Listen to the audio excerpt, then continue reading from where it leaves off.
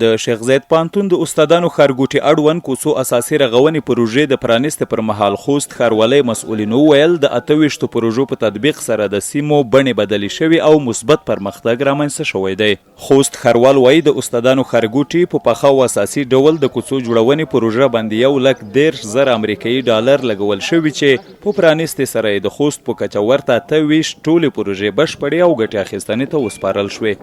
دغه پروژه 610 متره چې د کار حجم دا سطح ورسېدلو 1,10,000 ډالر پورې مصارف راغلي چې په دې کې کارمندان هم شامل دي او د ترڅنګ ټوټل پروژې چې پوس کې شوي دي 28 پروژې چې تقریبا 10 کیلومتره جوړیږي او ټول مصرف د 28 پروژو 13 لک ډالر ورباندې راغلی. سیموالو له یونپس مؤسسې او ښاروالۍ ادارې نه په مننې غوښتنه کوله چې په سیمه کې د ته ورته نورې اړینې او حیاتي پروژې هم پلي کړي.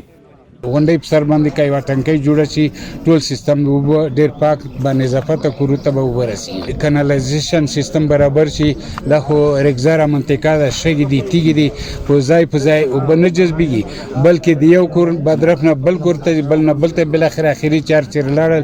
د برمې اوبه به ټولې یو څو کاله بعد بالکل ناپاکې وي. دلته موږ په منځ کې یوه خوړه لرو، دوه طرفه استنادي دیوالونه جوړ شي نو د ځمکه په ضایعاتو کې راغل ده، د ځمکه به ضایعاتونه بچ. موږ د یونپس نه بیا هم خواهش کوو